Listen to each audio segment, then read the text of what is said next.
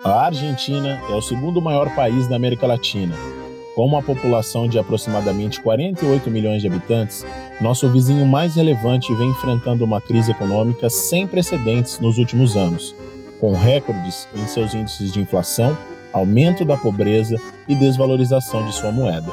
É difícil imaginar que este país é o mesmo que no início do século XIX tinha uma das economias mais prósperas do planeta. Estima-se que neste período um argentino era mais rico que um francês, que um japonês e 5 vezes mais rico que um brasileiro.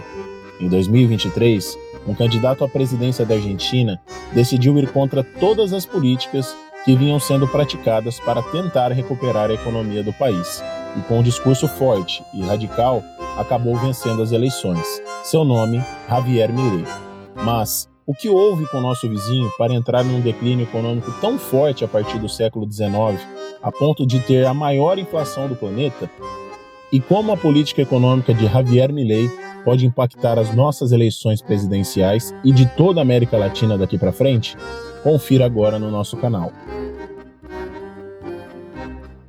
No início do século XIX, a Argentina figurava entre as principais potências econômicas mundiais. A população possuía grande qualidade de vida para os padrões da época e o país recebia grandes investimentos do Reino Unido. Nesta época, 40% de todos os investimentos feitos pelo país europeu foram na Argentina, principalmente na sua rede ferroviária, que já era excelente.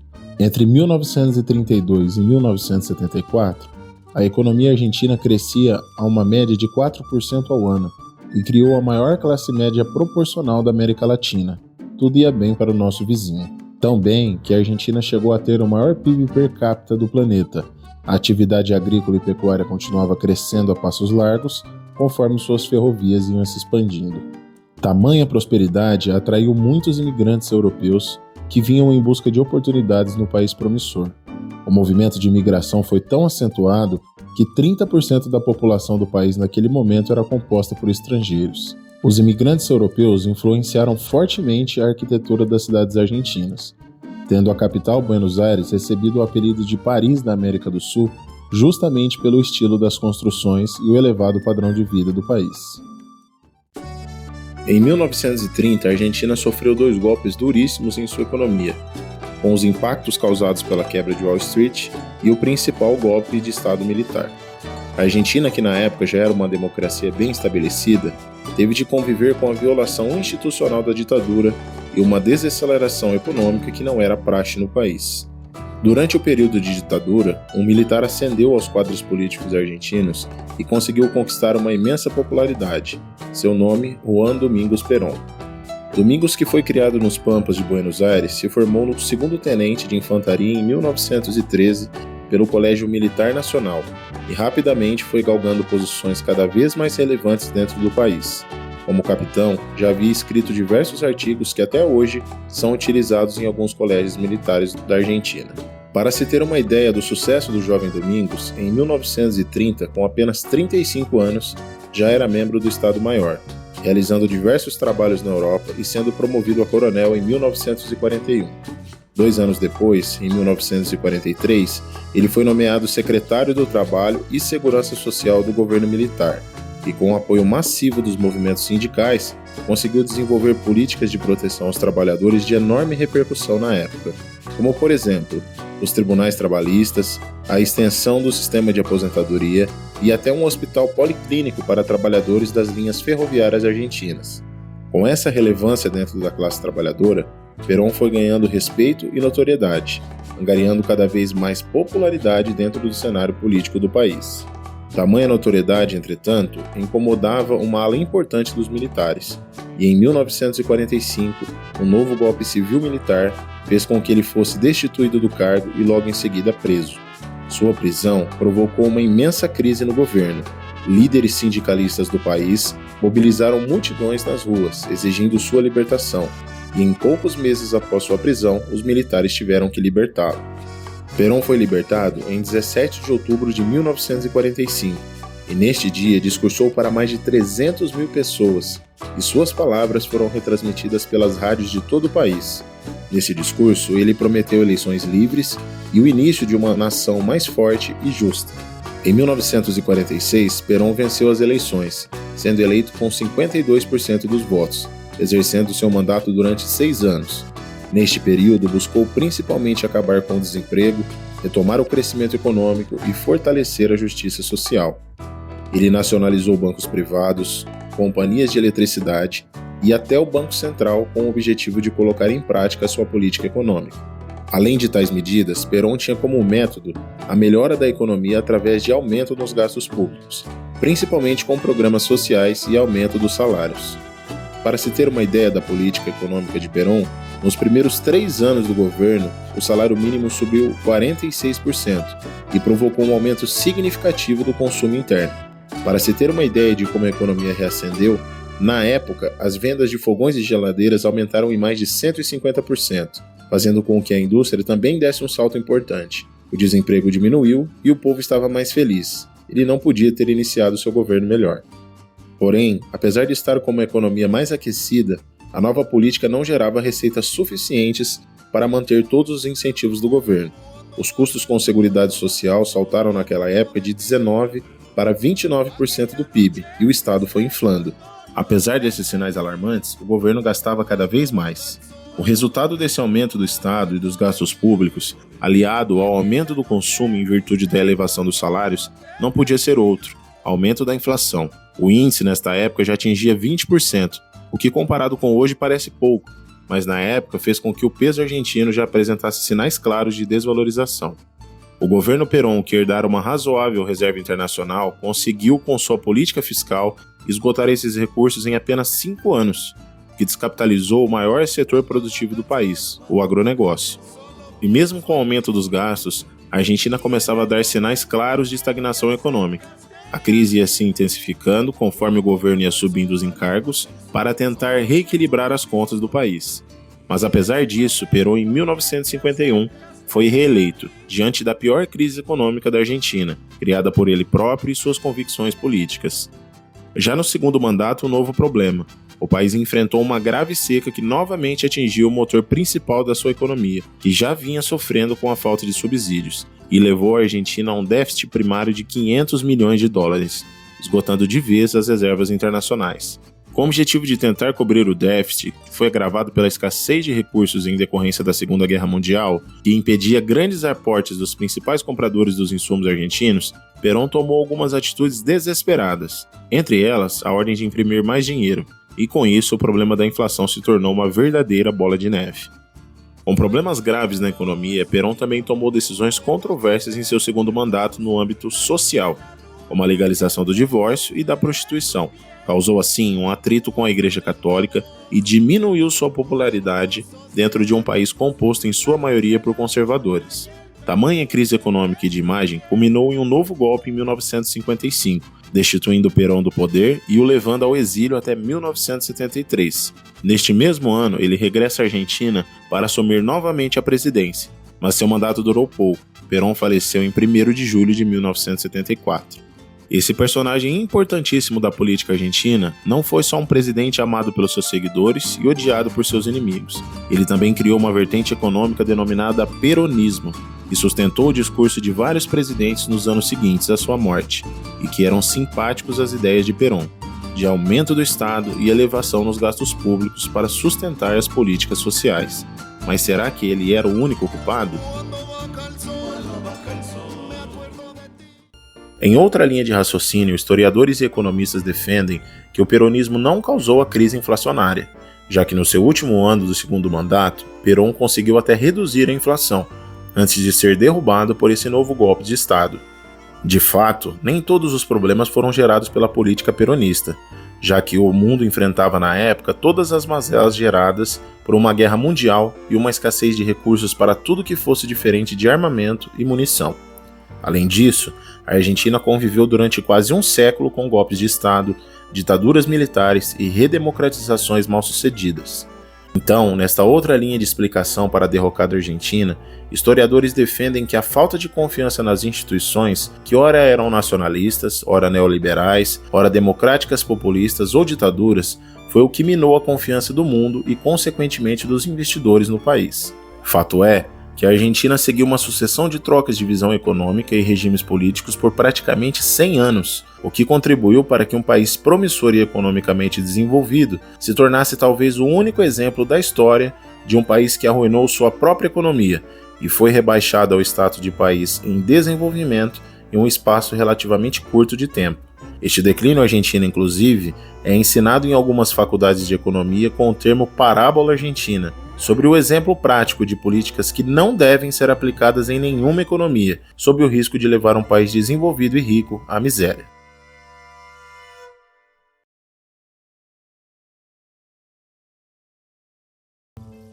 No início dos anos 2000, mais especificamente no ano de 2003, o presidente Néstor Kirchner, do Partido Justicialista, foi eleito com uma pasta focada em resolver questões sociais, como a pobreza e melhora da qualidade de vida do povo argentino. Seguidor do discurso peronista, Néstor não teve dificuldades em vencer suas primeiras eleições. A fórmula se repetiu. No período inicial do seu mandato, Kirchner apresentou bons resultados econômicos, ajudados principalmente pelo boom das commodities. O país começou a abater a dívida e conseguiu diminuir a desigualdade e desemprego, conferindo a Kirchner um forte apoio popular.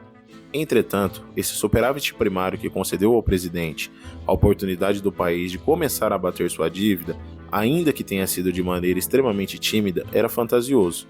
Os gastos do Estado não estavam controlados. O que houve, na verdade, foi um crescimento sazonal da arrecadação graças a esse aumento do preço das commodities. Kirchner subsidiou preços de transporte, eletricidade, gás e abastecimento de água para que os preços se mantivessem baixos. O governo interviu até no preço dos alimentos. Essas medidas aumentaram a atividade econômica, mas o investimento privado caiu drasticamente e a inflação saiu do controle. Incapaz de controlar a inflação, o governo interviu no Instituto Nacional de Estatística e Censos da Argentina, similar ao nosso IBGE, para que o índice fosse aceitável. Nas eleições presidenciais de 2007, Néstor decidiu apoiar a candidatura da sua esposa Cristina, então senadora da província de Buenos Aires. Mesmo com a crise econômica agravada pelo seu governo, onde os índices de pobreza subiram de maneira alarmante, ele ainda conseguiu impulsionar a vitória de Cristina nas urnas. Foi a primeira eleição direta de uma mulher na presidência do país, já que Isabel Perón, que governou o país em 1973, subiu ao cargo após o falecimento de Juan Domingos Perón através de sucessão. Cristina teve relativo sucesso durante seu primeiro mandato. Ela conseguiu reduzir a pobreza, o desemprego e retomar o crescimento do PIB. Além disso, reduziu consideravelmente a dívida externa. Diferentemente de seu marido, Cristina conseguiu fortalecer a indústria e atrair capital privado para o país. Em 2008, logo após sua eleição, 98% do mercado de telefones celulares era fruto de importação. Já em 2012, 99% era fabricado no país. Devido a esse relativo sucesso do primeiro mandato de Cristina, ela conseguiu se reeleger ainda no primeiro turno, com mais de 60% dos votos. Já durante o segundo mandato de Cristina, a história foi outra. A economia estagnou, uma crise de confiança abalou a relação de investidores com o país, que desconfiavam da manipulação nos índices de desenvolvimento e qual era o valor da dívida real da Argentina. A inflação atingiu 30% ao ano e um enorme déficit orçamentário foi gerado pelo contínuo aumento dos gastos públicos. Em 2015, foi eleito à presidência da Argentina um candidato de direita, Maurício Macri, que colocou fim aos 12 anos seguidos de governos kirchneristas. O novo presidente tomou medidas para tentar estabilizar o peso argentino, permitindo que a população comprasse moedas estrangeiras com mais facilidade e pouco controle. As cotas de exportação de trigo e soja foram reduzidas e corte de gastos foram feitos. Apesar do esforço, a economia não se recuperou como previsto e a inflação e o desemprego continuaram subindo. Os salários não subiam para suprir a alta dos preços e Macri não conseguiu balancear o orçamento, deixando a Argentina em recessão técnica com retração de 3,5% do PIB em 2018. Em 2019, em meio ao caos, Macri anunciou um pedido de empréstimo de 50 bilhões de dólares ao FMI, que foi uma admissão pública de fracasso do seu governo, que, aliados a uma inflação de 56% ao ano e 35% da população vivendo abaixo da linha da pobreza, fez com que ele não conseguisse a reeleição. Novamente, um candidato peronista subiu ao poder, desta vez Alberto Fernandes.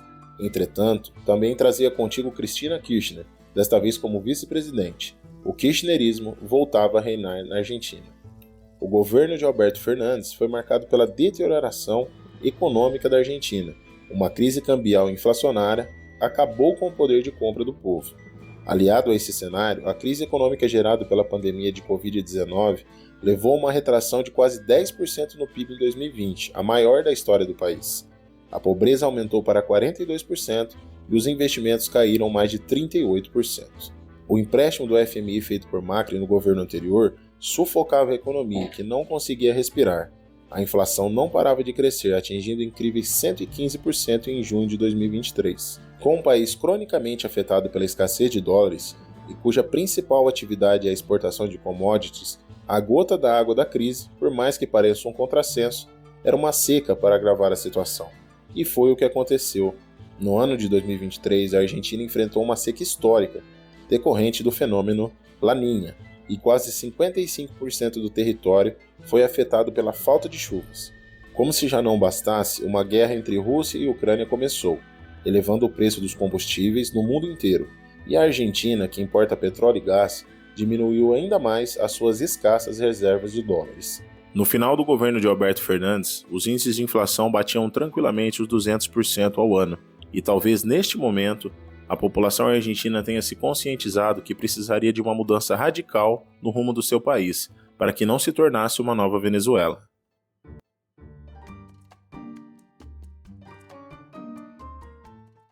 Com tamanha crise econômica, aumento da miséria e do desemprego, o discurso de extrema-direita começou a tomar as ruas e principalmente as redes sociais, impulsionado por jovens que não conheceram a época próspera do seu país, e sim somente o desastre causado pelos repetidos erros políticos e medidas econômicas desastrosas. Acompanhando o movimento populista de extrema-direita que ganhava força nos Estados Unidos com Trump e no Brasil com Bolsonaro, Milei começou a ganhar destaque com promessas radicais, por exemplo, de dolarizar o país, fechar o Banco Central e cortar drasticamente os gastos públicos com funcionalismo, e também os programas sociais. Além disso, eliminar a elite argentina do poder que ele mesmo chama de casta.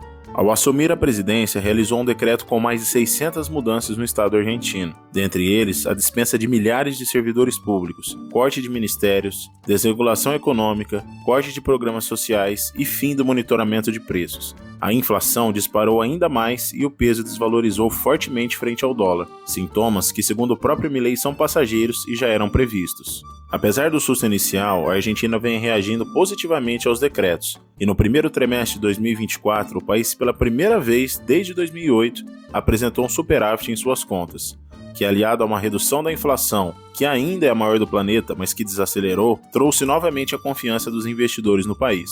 Por outro lado, para implementar tamanho ajuste fiscal, Milei precisou cortar diversos programas sociais de um país extremamente desigual. Isso faz com que a pressão da esquerda e também a pressão pública tornem a tarefa de Milei muito mais difícil do que já é. O fato é que o começo do governo Milei é promissor e está seguindo à risca seu discurso ultraliberal que o levou até a Casa Rosada. Portanto, seus eleitores estavam cientes do que estaria por vir, como esses cortes que ocorreram. Pelo menos é o que se espera. O sucesso de Milei talvez seja a maior ameaça à expansão da esquerda na América Latina, com players importantes como Brasil e Chile sendo governados por governos mais simpáticos às ideias peronistas argentinas. Se o governo liberal do novo presidente surtir o efeito desejado, numa economia com números caóticos como a Argentina, os candidatos de direita ganharão força nestes países mais próximos que sofrem com a desaceleração econômica e aumento da dívida. Excluindo vieses políticos, para o Brasil, ter um parceiro como a Argentina recuperando sua economia significa reerguer nossas relações comerciais, há muito desequilibradas pela crise do vizinho, e tornar o eixo Mercosul ainda mais competitivo no mercado internacional. Por isso, nas eleições de 2026, o sucesso ou fracasso de Milei com certeza irá influenciar os rumos da política no Brasil, na América Latina e do mundo inteiro. E aí, você acha que o nosso vizinho ainda tem solução? Deixe aqui nos comentários a sua opinião e não se esqueça de deixar o like e se inscrever no canal. E para saber como a pandemia de Covid-19 quebrou a economia mundial, clique no vídeo que está aparecendo na sua tela. Nos vemos lá e até mais. Um abraço.